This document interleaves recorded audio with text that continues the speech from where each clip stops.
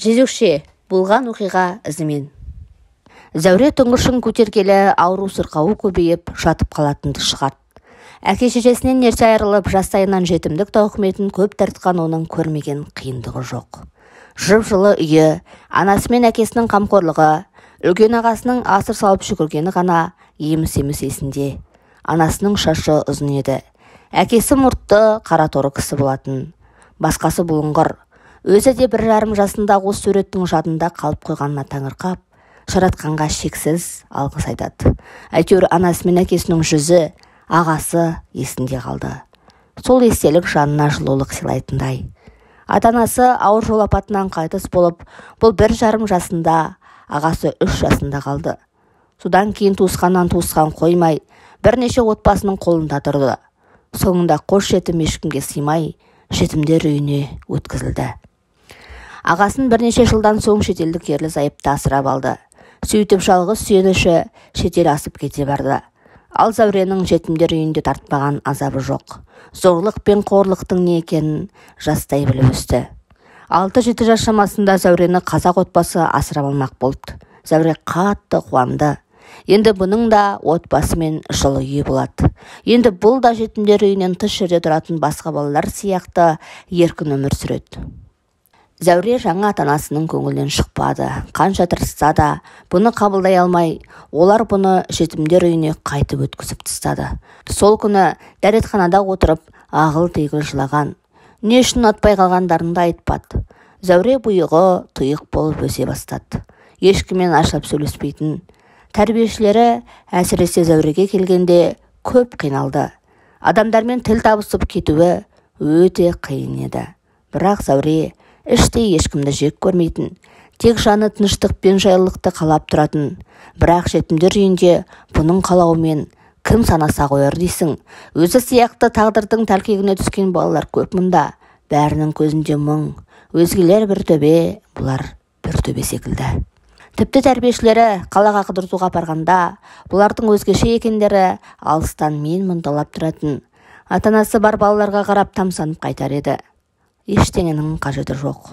Тіпті үйдің де керегі шамалы. Тек анам мен әкем келіп, бір құшақтап, маңдайынан иіскесе, шіркін.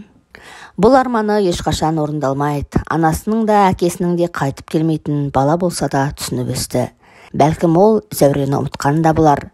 Бірақ Зәуре ағасын бір сәтте есінен шығармады. 18 жасқа толғанда бұл жетімдер үйінен шығып, асау толқынға лақтырған балапан секілді үрпиіп, жападан жалғыз қалды. Мынау әлем қаншалықты үлкен болса, бұл соншалықты кішкентай әрі қорғансыз еді. Қолға алған ісін аяғына дейін тындырмай қоймайтын қайсарлығының арқасында жұмыс талғамай істей беретін. Басқа амал да жоқ еді. Сөйтіп жүргенде Жігерді жолықтырды. Жігер Зәуре сатушының көмекшісі болып жұмысқа тұрған Жанармай бекетінде жүк тасушы болып істейді екен. Екеуі сөйлесіп бас қосуды ұйғарды. Зәуре сол кездері жалдамалы пәтер ақысын төлей алмай, қарызға батып қиналып жүрген. Әйтеуір бір еркектің етегінен ұстасам, жағдайым түзеліп кетер деген ішкі есебі болғаны рас. Жігер мен Зәуре 2 жыл бірге тұрды. Арада бала болмаған соң Зәуре де отбасын ұстап қалуға тырысқан жоқ. Әйелінен жылылық көрмеген Жігер жүріс жасап, соны сылтау еткен Зәуре күйеуін оңай жібере салды. Зәуре тағы да жалғыз қалды. Бұл жалғыздығы өзіне ұнайды. Ешқашан есеппен күйеуге шығуға болмайтынын ұқты. Шын махаббатын жолықтыруды армандады. Дегенмен маңдайына басылған таңба секілді, ажырасқан деген атақпен өмір сүру жеңіл болмады. Зәуре жұмысынан қысқарып қалып, қаржылай қаспаққа қайта түсті. Пәтер ақысын төлей алмай тығырыққа тірелді. Пәтер иесі: енді 1 күн беремін. Егер 1 күн ішінде ақша тауып төлей алмасаң, пәтерді босат деп қадап айтқан.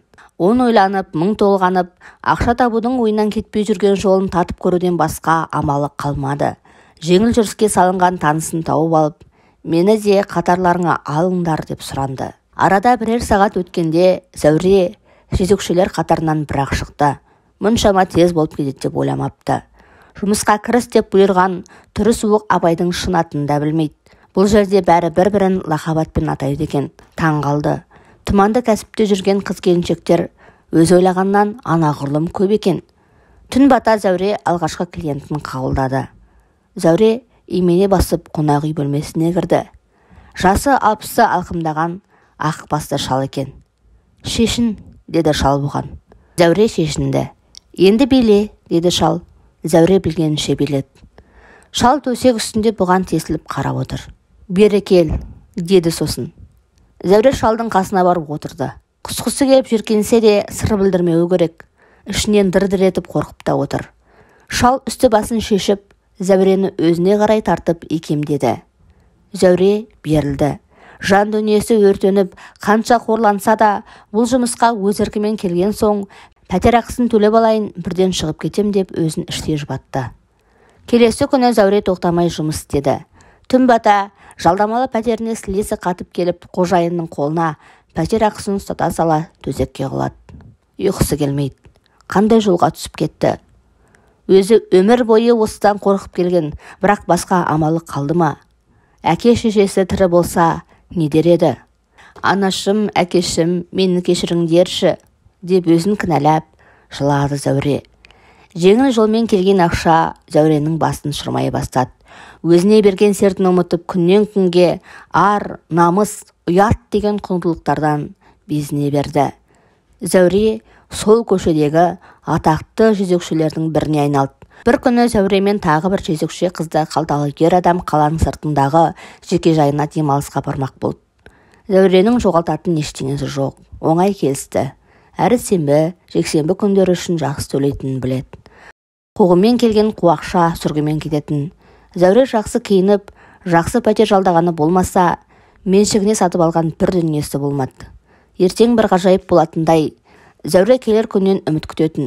Қала сыртындағы жеке жайға келсе, іші тола еркек, шамамен 10 шақты еркек темекіні түтіндетіп отыр екен. Арасында ішімдікке тойып қызара бөртіп алғандары да бар. Зәуре сезімнен жұрдай болғалы қашан. Жүрегі тас боп қатып қалған секілді. Түнімен еңгезерді еркектердің ойыншығына айналып иленіп шықты. Тіпті арасында бұны бір-екеуі ұрып, көкала қойда етіп сабапта тастады. Тағы біреуі шашынан тартып, әйелдің басын қабырғаға ұрып жіберді. Зәуре сол кезде барып есін жиды. «Ұрыңдар, бірақ өлтіріп қоймаңдар. Кейін басымызға бәле боп жауысып жүрмесін», деп қарқылдай күлді. Бұларды осында ертіп әкелген еркек. Ащы су бойларын билеген бір топ еркек екі жезөкшеге білгендерін жасады. Зәуре ішінен тынып, осыдан тірі шықса, бұл кәсіпті мәңгіге тастауға өзіне уәде берді. Келесі күн кешегіден де ауыр болды. Күнімен түнімен қатыгездікпен аяусыз зорланды. Осы жерде өліп кетерім деп ойлаған. Өйткені бұдан әрі төзу мүмкін емес. Жанындағы жезөкше қорлыққа шыдамай тамырын қиып өзіне қол салмақ болды. Зәуре оны жұбатып, «Кішкене шыдасақ құтыламыз. Бұлар бізді өлтірмейді. Қалаға қайтып апарып тастайды» деп оның жанына араша болды. Азапты сенбі жексенбі аяқталып, екі жезөкше сутенер апайдың қолына аман тапсырылды. Кеуделерінде жаны бар деген аты болмаса, үсті бастарының көретін жері жоқ еді. Өз кінәсін мойындаған еркек сутенерге екесе көп төлеп сұраған берген соң табанын жалтыратты. Сутенер ештеңе болмағандай кейіп танытты. Бәрібір не Зәуренің, не жанындағы жезөкше әйелдің сұраулары да жоқ еді. Тіпті сол кезде өліп кетсе де, екеуін іздеп келетін тірі жан жоқ. Зәуре бірнеше күнге демалыс сұрады. Сутенер үнсіз келісті. Жалдамалы пәтеріне келген соң, дәріханадан өз бетімен сатып алған дәрілермен өзін емдей бастады. 2-3 күннен соң оңалып кететініне сенімді. Жым-жырт жалғыздық. Жан дүниесі бос кеңістік секілді қаңырап тұр. Ешкім бұны іздемейді, ешкім керек қылмайды. Бұл өмірде не үшін жүр, не үшін жарық дүниеге келді, мақсаты қандай? Санасында сансыз сауал, жауабы жоқ. Ақша табудың жеңіл жолын іздеймін деп жүріп, одан әрі балшыққа батып бара жатқанын енді түсінді. Маңдай тері сіңбеген арам ақшаға қарап, алғаш рет жиркенді, өзінен жиренді. Зәуре сутенерге енді бұл іспен айналыспайтынын айтты. Сутенер мырс етті. Айналып қайта келесің. Осыдан айтпады деме. Сен басқа жұмысқа жарамайсың. Әне, отыр ғой. Тең жартысы. Кетіп қайтып келгендер. Деп бір бөлмеге лық толып отырған жезөкшелерді нұсқады. Бірақ Зәуре ондай емес. Бұны тұқыртып, миығынан күліп тұрған сутенерді шапалақпен салып жібергісі келді. Білесің бе, сен бізде керек етесің, ал өзің ше? Өзіңнің де бізден еш айырмаң жоқ дегенді іштей айтты. Сутенердің бетіне айтуға батылы бармады. Іштен тынып, белгісіз жаққа кете барды. Қайда баратынын өзі де анық білмейді. Арада біраз уақыт өткенде Зәуре қаладағы кафелердің біріне еден жуушы боп орналасты. Еден жуу жезекшілікке қарағанда әлде қайда таза жұмыс екенін түсінді. Күн сайын еңбек ақысын қолына ұстаған кезде бойын ерекше қуаныш кернейтін. Жезекші боп жүріп тапқан 10 000 теңгесінен еден жуып тапқан 10 теңгесі әлде қайда берекелі екенін ұқты. Сөйтіп жүрген тыныш күндердің бірінде Зәуренің өмірі түбегейлі өзгеріп сала берді. Тағдыр қорғансыз әйелге тосын сый дайындап қойған еді. Зәуренің аяғы ауырлап қалыпты. Кімнен екені белгісіз. Өзінің шамалауы бойынша сол сенбі жексенбіде жекежайдағы 10 еркектің біреуінен Зәуре қатты өкінді. Әлгі озбырлардың әрқайсысын есіне түсірген сайын іштей азаптанып, қатты орланды. Бірақ сәбидің кінәсі жоқ еді. Тағдыр толқынына лақтырылған келіншек бұл ақиқатты анық түсінді. Арада айлар зуылдап, Зәуренің шүл күйді. Әйелдің өткен өмірі денсаулығына зиян тигізбей қойған жоқ. Қайта-қайта жедел жәрдем шақырып аурухана төсегіне еріксіз таңылып қала беретін. Аурухана қызметкерлері әйелді жақсы танып алды. Жалдамалы пәтер ақысын баланың ақшасынан берем деп төлей алмай жүрген екі қабат әйел денсаулығымен арпалысып жүріп 7 айға әрең жетті. 7 ай дегенде суы кетіп босанатынын түсінді. Толға келгенде шыбын жаны шырқырап ауырғанына шыдай алмай есін көп жоғалтты. Қайта-қайта талықсып кетіп өзін тастап жіберді. Баланың басы шықты деген акушердің дауысын анық естіді. Содан кейін не болғаны есінде жоқ. Көзін ашса, палатада жалғыз жатыр. Жанында тірі жан жоқ. Қолында система, айнала көкпеңбек. Тұрайын десе әлі жоқ. Тіпті дауысы да шықпайды.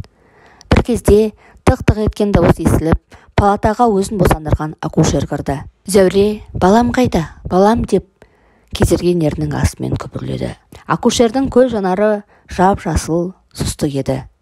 Зәуреге тік қарап тұрып, сен өлі бала тудың, балаң қазір мәйітханада деді. Әйелдің төбесінен біреу мұздай су құйып жүргендей болды. Шақалақтың өз денесінен қалай суырылып шыққан сезінгендей еді. Есін жоғалтып жатып, баланың басы шықты деген дауысты естігені қайда? Қалайша, мүмкін емес, деп бар даусымен жаншыра айғайлап жіберді Зәуре. Айғайлама, сені бәрібір ешкім де естімейді. Өзің мықты болуың керек еді, сонда балаң да аман қалар еді, деді де акушер орнынан шалт тұрып кетуге ыңғайланды. Тым құрыса маған мынаны айтыңызшы, ұл ма қыз ба? Кімді дүниеге келдім? Деді Зәуре жанары жасаурап. Ұл, деді акушер. Зәуре бұл соққыдан кейін қатты есеңгіреді. Өмір сүруіне күш берген жалғыз үміті сөнді. Ұзаққа дейін сене алмады. Қалайша? Кеудесінде шыбын жан тұрғанда әрі қарай өмір сүру керек. Бұның көз жасы ешкімге керек емес. Акушер дұрыс айтады. Өзі мықты болу керек еді. Зәуренің өзіне деген өкпесі қара қазандай. Бұл сәбиді дүниеге аман әкеле алмаған үшін өзін кінәлады, басқа кімді кінәлайды. Әкесінің кім екенін білмесе де, бұл сәби дүние есігін ашу керек еді. Әттең, бәрі басқаша болса ғой. Уақыт емші. Зәуре біраздан соң орнынан көтеріліп, жаңа жұмыс іздеп тапты. Қоймаға еден жуушы болып орналасты. Күн артынан күн, ай артынан ай зулады. Бұлт артынан күн шығады. Зәуре де тағдырдың тәтті сыйын алуға құқылы. Жалғасы келесі бөлімде.